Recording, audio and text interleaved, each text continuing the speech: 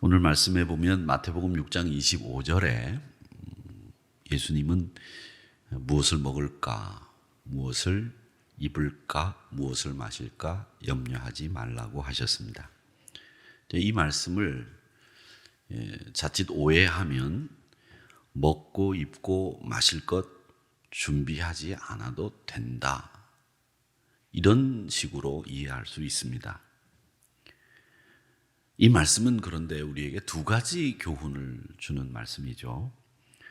너희에게 이르노니 목숨을 위하여 무엇을 먹을까 마실까, 몸을 위하여 무엇을 입을까 염려하지 말라는 말씀은, 하나는 입고 먹고 마시는 것에 집착하게 되면, 거기에만 신경을 쓰게 되면 더 크고 중요한 것을 놓칠 수 있다. 그 말씀이 첫 번째 교훈이겠고요. 두 번째는 우리 삶에서 정말 중요한 것이 무엇인지를 알아야 된다는 교훈을 이 말씀에서 우리에게 주시고 있는 겁니다. 의외로 성경을 보면 이 돈에 관한 가르침이 굉장히 많습니다. 근데 많은 성도님들은 이 돈에 관해서 분명하고 확실한 성경적인 가치관을 갖고 있지 못하는 경우가 있습니다. 그 이유는 이 목사가 이 돈 문제를 다루기가 여간 껄끄러운 것이 아닙니다. 돈에 관해서 심지어는 1년에 목사가 설교를 몇 번 했는지 횟수를 세시는 분들도 있다고 들었습니다. 이 돈에 관해서 설교를 하면 마치 목사나 교회가 돈을 원하는 것으로 생각하기 때문에 목사 스스로도 이 돈에 관해서 설교하는 것을 껄끄러워하고, 교인들도 돈에 대한 성경적인 가치나 명백한 기준을 세워놓고 있지 않으면서도 이 돈에 관한 이야기를 하면 귀를 닫고 마음을 닫아버리는 경우들이 많이 있습니다. 그래서 이 돈에 관련된 설교나 돈에 관련된 분명한 성경적인 가르침을 모르는 신자들이 의외로 많이 있습니다. 그래서 우리는 이 돈에 관해서 분명하고도 명확한 기준과 성경적인 가르침을 알고 있어야 되겠는데, 작년만 하더라도 우리 교회에서 권사 취임식을 하는데 제가 충격을 하나 받았습니다. 대상자들 가운데 이 권사 취임식을 한다고 하니까 교회가 돈이 필요한가, 이런 식으로 이야기를 했다는 겁니다. 모든 것을 돈으로 연결짓는 사고방식을 가지고 살아봤던가, 아니면 그동안 우리 교회가 그런 행사를 통해서 돈을 거두는 그런 것으로 생각해 왔거나, 이 둘 중에 하나겠구나, 이런 생각을 하면서 여러 가지 답답한 마음이 들었습니다. 나중에 그런 취지에서 말하는 것이 아니라고 하는 것을 알고, 그런 행사가 아니라는 것을 알고 그분들이 모인 자리에서 사과를 했지만, 저는 앞으로 이 교회 내에서 모든 것을 돈과 연관지어 생각하는 바람직하지 못한 생각, 또 바람직하지 못한 처신들은 하지 않았으면 좋겠다라는 바람을 여러분들에게 말씀드리고 싶습니다. 재물, 돈은 이 성경에서는 꼭 부정적인 표현만 있는 것은 아닙니다. 꽤 많은 곳에서 긍정적인 표현을 하고 있죠. 아브라함이 하나님 앞에서 축복을 받아서 많은 가축과 또 은금을 가지게 된 것들, 또 솔로몬이 하나님으로부터 부귀와 영화를 누리게 된 것들, 욥이 고난 가운데 그 고난을 다 이기고 그의 모년에 다시 하나님의 축복을 받는 장면들, 이런 것을 보면 이 돈이라고 하는 재물은 하나님이 부정적으로만 묘사하지 않았다, 성경 기자들은 그렇게 볼 수 있습니다. 반면에 또 야고보서 2장 5절에 보면 이런 말씀이 있습니다.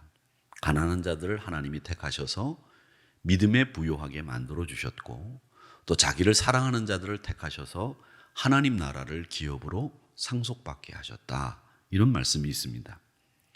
그래서 이 돈에 관한 가르침, 이것을 분명히 여러분들이 알고 있어야 되겠는데, 저는 오늘 이 돈에 관해서 딱 두 가지를 분명하게 말씀을 드리려고 합니다. 극단적인 돈에 대한 생각들, 이런 것을 생각하기 이전에 돈의 유용함, 믿음의 부요함, 이런 부분에 대해서 정리를 해 두어야 여러분들의 신앙생활에 어려움 없이 돈에 관한 분명한 성경적인 가르침 근거 위에 신앙생활을 할 수 있게 되는 겁니다. 오늘 본문 말씀에 보면 한 사람이 두 주인을 섬기지 못할 것이니 혹 이를 미워하고 저를 사랑하거나 혹 이를 중히 여기고 저를 경히 여김이라. 너희가 하나님과 재물을 겸하여 섬기지 못하느니라. 이렇게 되어 있는데 이 말씀은 우리가 두 주인을 섬길 수 없다는 말이죠. 하나님과 재물을 동시에 섬길 수 없다는 말씀이기 때문에 뭐 그리 어려운 내용도 아니고 복잡한 내용도 아닙니다. 근데 우리가 이 말씀을 보면서 아주 중요하게 눈여겨봐야 되는 아주 포인트가 있습니다. 그것은 하나님과 재물을 동일선상에 두고 이야기를 하고 있다는 겁니다. 즉 우리가 가장 사랑하고 가장 경외해야 될 만왕의 왕이시고 만주의 창조주이신 하나님과 재물을 감히 동일선상에 두고 이야기한다. 이건 받아들이기가 굉장히 어려운 부분인데 이 부분은 하나님의 지위가, 하나님의 권위가 재물과 똑같아서 이렇게 묘사를 해두고 있는 것은 아닙니다.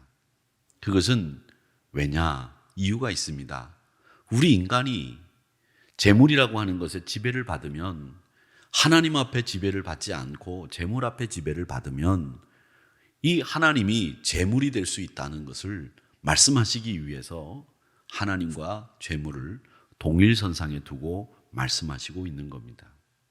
즉 이 말은 우리가 이 돈이라고 하는 것이 하나님과 같이 우리를 지배할 수 있는 지배 능력이 있다는 것을 간과하지 말아야 된다는 것을 이 말씀을 통해서 배우는 겁니다.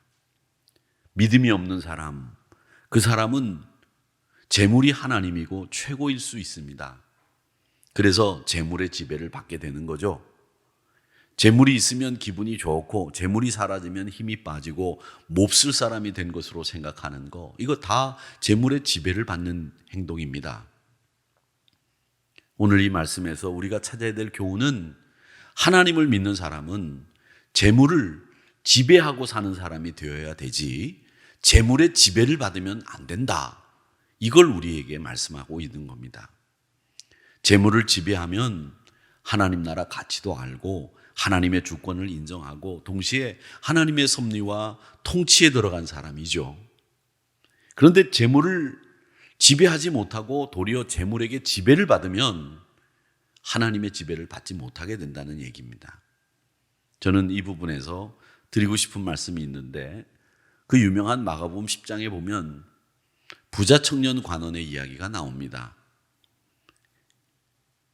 이런 대목이 재물을 이제 이 말씀에서 보면 이런 대목이 나와요. 예수님이 부자 청년 관원에게 네가 참 그동안 잘 살았다. 율법도 잘 지키고 네가 뭐 남부럽지 않게 그리고 남에게 솔선수범했는데 한 가지 너에게 딱 부족한 게 있는데 네가 참 재물이 많으니 그 재물을 가난한 사람들에게 나눠줘라. 그렇게 예수님이 말씀하시니까 이 부자 청년 관원이 슬픈 기색을 띠고 돌아갔습니다. 못하겠다는 거죠. 그 뒤에 주님은 재물 많은 사람은 하나님 나라 들어가기가 어렵다고 하시면서 이어서 하신 말씀이 그 유명한 25절의 말씀, 낙타가 바늘기로 나가는 것이 부자가 하나님 나라에 들어가는 것보다 쉬우니라, 이 말씀을 하신 겁니다. 근데 여러분 이 말씀 보시면 24절에 보면 주님은 제자들을 처음으로 이렇게 부릅니다. 얘들아. 저는 이 24절에서 주님이 그 말씀을 마치시고 난 뒤에 제자들에게 얘들아라고 부르는 이 장면이 굉장히 충격적이고 때로는 재밌다 이런 생각이 드는 부분입니다. 제자들을 왜 얘들아라고 호칭을 하셨을까요? 어린아이에게 부르는 호칭 아닙니까? 얘들아. 아니면 아주 아랫사람에게 부르는 호칭이 얘들아입니다. 근데 성경에 보면 예수님이 이 부자 이야기를 청년 관원의 이야기를 하시고 난 뒤에 낙타가 바늘기로 나가는 것이 이 얘기를 하신 다음에 얘들아 이렇게 얘기를 하시죠. 이유는 간단합니다.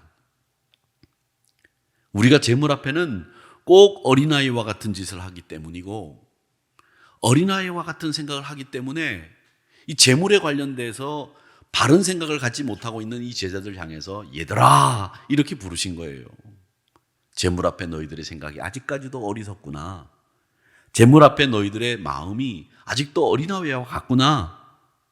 이렇게 이야기를 하시는 겁니다. 성경은 여러분 이 재물을 그 자체로는 악하다고 말하지 않습니다. 신약 성경에 보면 재물을 하나님이 우리에게 맡기신 은사라고 말합니다. 달란트의 비유나 문화의 비유를 보더라도 청지기에게 재물을 주인이 맡기는 장면이 나오는데 그 청지기에게 재물을 맡기셨다는 것은 그에게 축복이죠. 일할 수 있는 기회가 주어진 것이고 하나님의 일을 할 수 있는 시간을 갖게 된 것이고 하나님의 은사를 받은 아주 소중한 시간입니다. 그 재물을 가지고 우리는 선교도 할 수 있고 가난한 사람을 구제도 할 수 있고 또 성도들끼리 신앙을 도모하는 여러 가지 행사도 할 수 있고 교회를 유익하게 하는데 하나님의 영광을 드러내는데 궁극적으로 이 재물을 사용할 수 있습니다. 그러나 만약에 이 재물 때문에 신앙생활이 방해를 받는다고 한다면 그 재물은 여러분에게 걸림돌이 될 뿐이고 여러분에게 저주가 될 뿐이고 여러분에게 화가 될 뿐입니다. 사랑하는 성도 여러분, 그렇기 때문에 오늘 두 주인을 섬기지 못한다라고 하는 이 말씀은 우리가 돈이나 재물의 지배를 받지 않고 하나님의 지배를 받아야 된다고 하는 말씀이라고 하는 것을 분명히 아셔야 됩니다. 재물을 지배하셔야지 재물의 지배를 받으면 안 된다라는 말씀을 하시고 있는 겁니다. 여러분, 재물을 지배하십시오. 믿음 없는 사람들은 하나님이 재물인 것처럼 생각하고 그 재물의 지배를 받기 때문에 그 사람들은 하나님이 이미 재물이 된 사람들입니다. 성경은 믿음이 있으면서도 우리가 그 옛날 가지고 있었던 가치관, 생활 방식에 의해서 재물을 하나님처럼 섬기는 일 용납할 수 없다는 거죠. 너희들이 하나님을 믿기로 작정하고 하나님의 통치권 안에 들어왔고 하나님의 지배를 받기로 작정했다고 한다면 재물의 지배에서 벗어나서 재물을 도리어 지배해라. 이 말씀을 하시고 있는 겁니다. 유명한 스티븐 코비 박사가 이런 얘기를 했습니다. 소중한 것을 먼저 해라. 근데 우리 사람들은 소중한 것을 먼저 하는 게 아니라 시급한 것을 먼저 하는 경향들이 많이 있어요. 야, 이거 급한 일이야. 이건 빨리 처리해야 돼. 그래서 그 시급하고 빨리 처리하는 일들을 하다 보니까 진짜 소중한 일들을 못하는 경우들이 있습니다. 여러분, 긴급한 것은 상황에 따라서 나중엔 긴급하지 않은 것이 될 수도 있습니다. 정말 먼저 해야 될 것은 소중한 것입니다. 우리 현대인들이 중요한 것을 지키지 못하면서 소중한 것을 지키지 못하면서 이 시급한 거 빨리빨리 해야 되는 일들만 처리하다 보니까 재물이든지 시간이든지 믿음이라든지 사람들 간의 신이라든지 이런 것에 있어서 뒤죽박죽이 되어 있는 겁니다. 그래서 정말 먼저 구해야 될 것이 뭐냐? 성경은 말씀하지 않습니까? 그의 나라와 그의 의를 구해라. 이것이 인생에서 가장 소중한 일이다. 이렇게 말씀하고 있지 않습니까? 사랑하는 성도 여러분, 그러기에 그의 나라와 그의 의를 구하는 믿음의 자세, 소중한 것이 무엇인지를 아는 믿음의 자세, 이게 오늘 이 두 주인을 섬기지 못한다는 말씀에서 우리가 배우는 교훈입니다. 또 하나 우리가 생각해 볼 것은 재물에 관해서 예수님은 뭐라고 말씀하시는가 하면 하늘에 쌓으라고 말씀하시고 있어요. 하늘에 쌓아라. 마태복음 6장 20절입니다. 오직 너희를 위하여 보물을 하늘에 쌓아두라. 거기는 좀이나 동록이 해하지 못하며 도둑이 구멍을 뚫지도 못하고 도둑질도 못하느니라. 여러분, 보물을 하늘에 쌓는 것이 뭘 얘기하는 겁니까? 보물을 하늘에 쌓는 거, 그건 뭘 얘기하는지 한번 보십시오. 그건 여러분, 구체적으로 가진 것을 팔아서 자선을 베푸는 일, 그것이 바로 보물을 하늘에 쌓는 일입니다. 이렇게 자선으로 하나님 나라에 보물을 쌓아두면 도둑이 가져갈 일도 좀이 쓸어 쓰지 못하는 일도 없을 것이다. 보물이 있는 곳에 우리 마음도 있다고 말씀하지 않습니까? 그러면 여러분, 여러분에게 있어서 보물은 뭡니까? 보물이 뭔지를 분명히 아셔야 돼요. 재물입니까? 여러분의 기업입니까? 자녀입니까? 그것을 하늘에 두려고 해야 되지, 땅에 쌓아둔다고 하는 것은 그건 뭘 얘기하느냐면 그곳에 여러분의 소망을 두고 있다는 얘기예요. 여러분, 우리의 소망은 그 땅에 있는 썩어질 것에 두는 게 아니라 하늘에 쌓아두라고 하는 그 말씀은 우리의 소망을 하늘에 두라는 거예요. 욥기 31장 24절에서부터 28절 말씀을 좀 볼까요? 이렇게 되어 있습니다.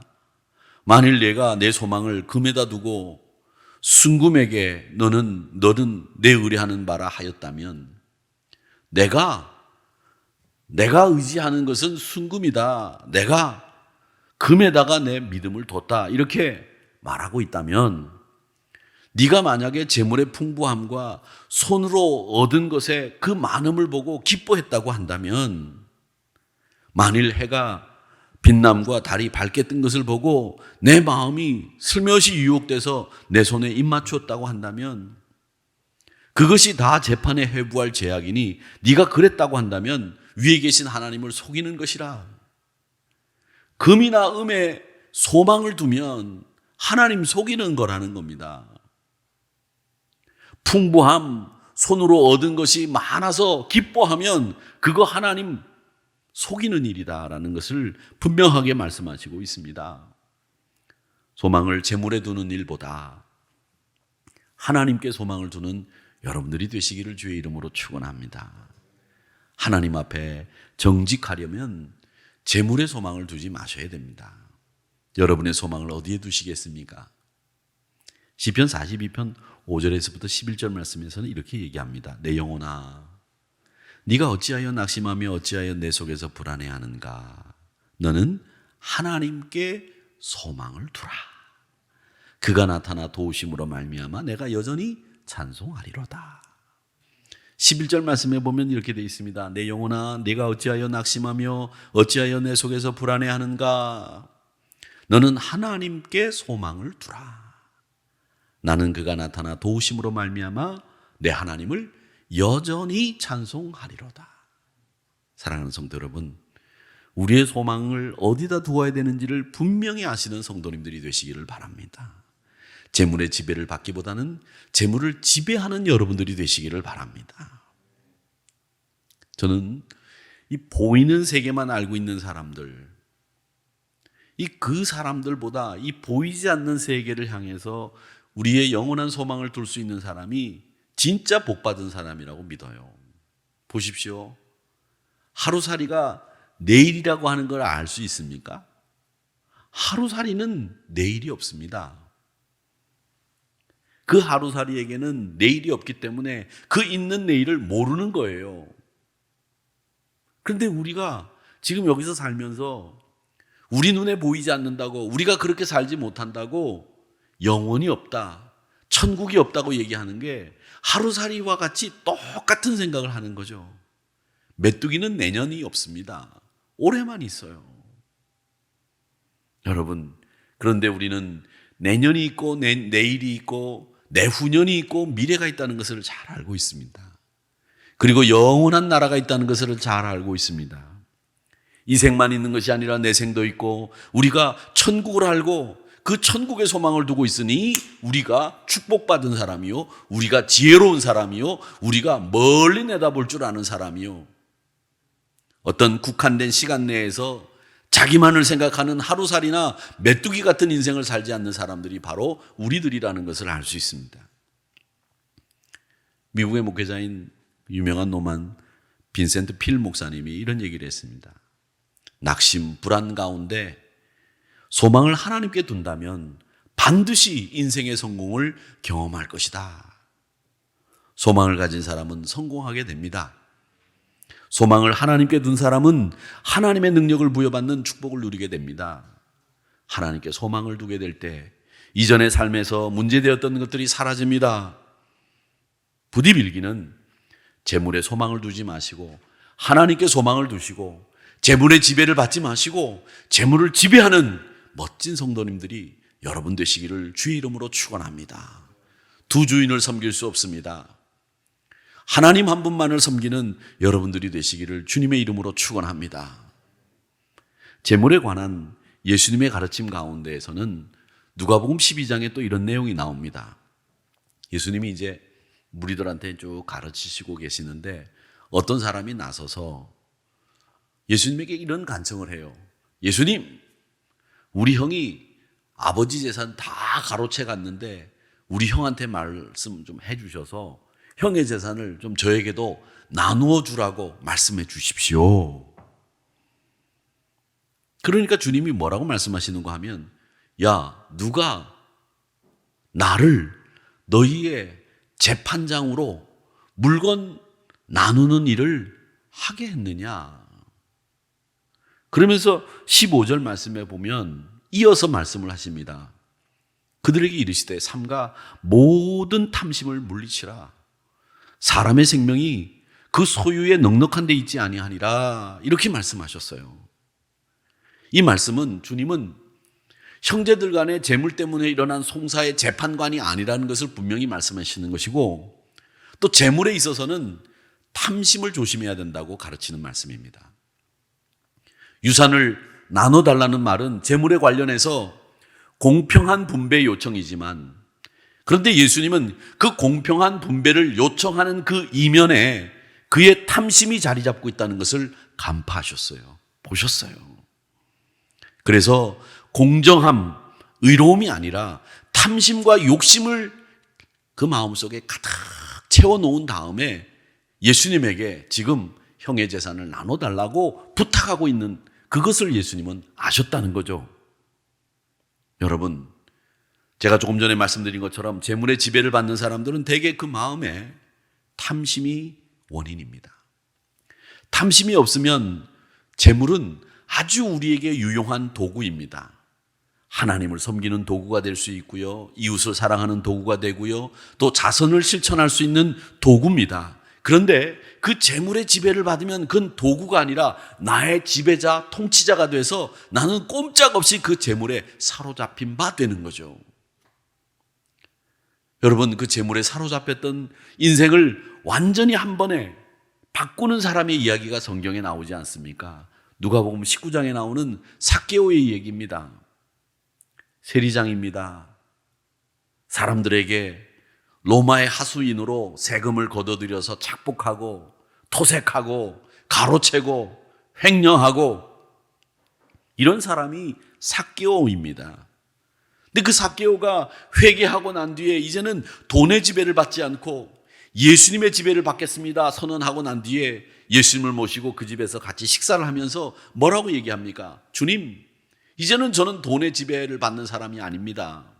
이제는 주님의 지배를 받겠습니다. 그러니 지금까지 내가 모은 재산 중에 토색해서 모은 재산들은 다 4배로 갚아주겠습니다.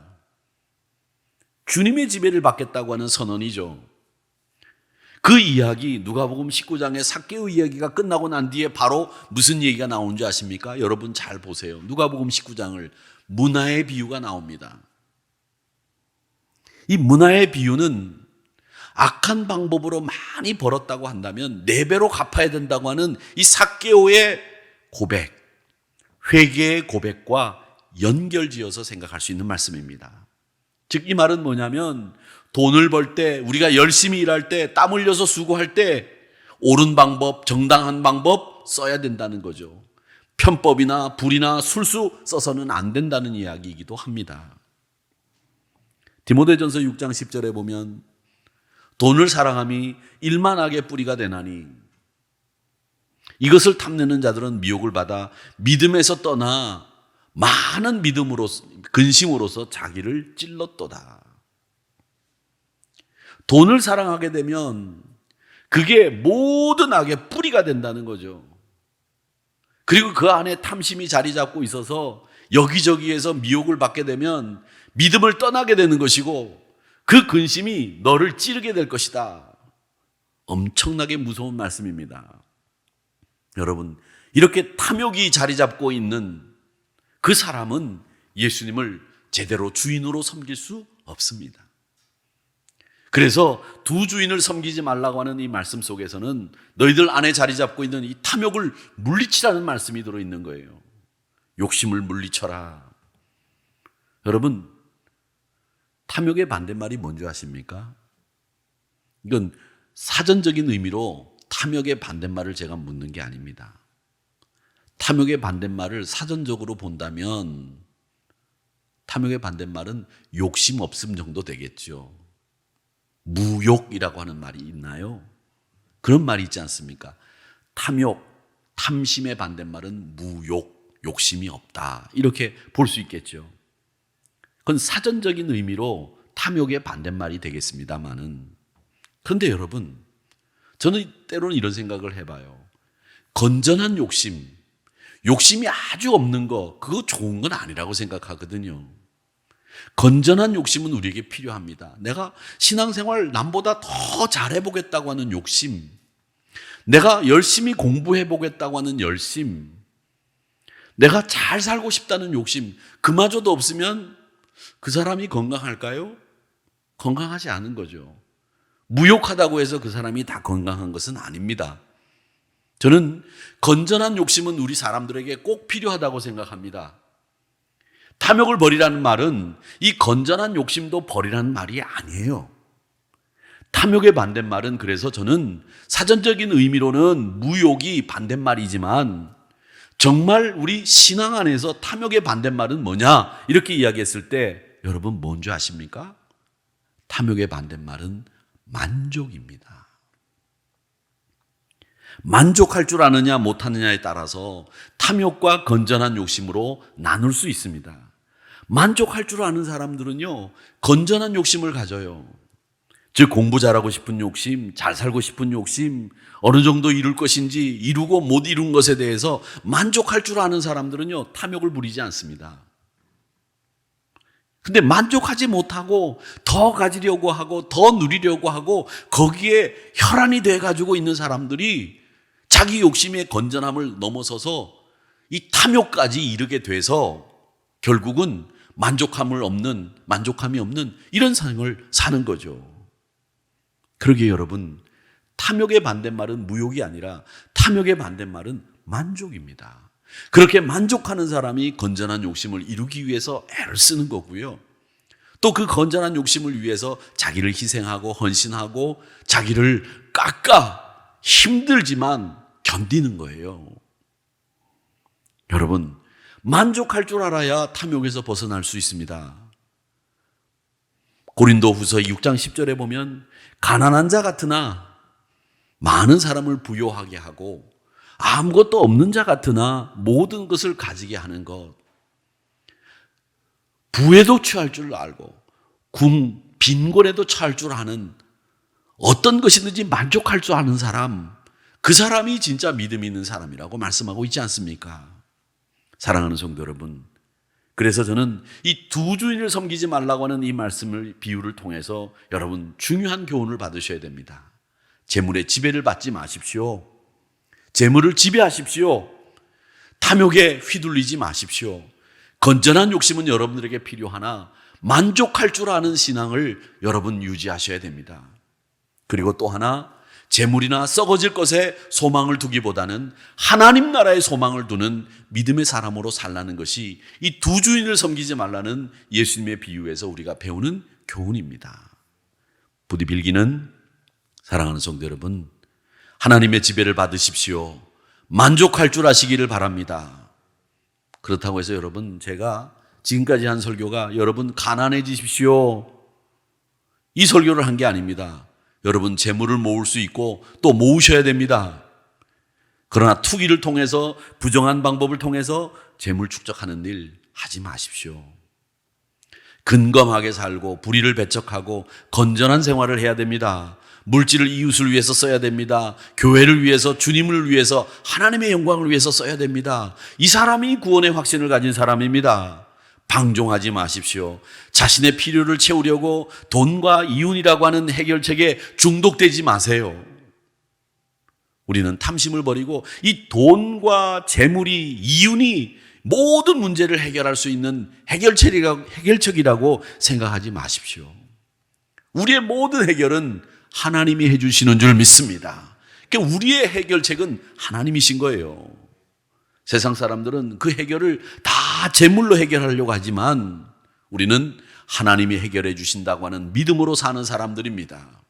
그러기에 두 주인을 섬기지 말라고 하는 것은 재물이 여러분의 문제를 해결해 주기를 바라지 말고 하나님이 여러분의 문제를 해결해 주시기를 바라고 기도하세요, 이런 말이기도 합니다.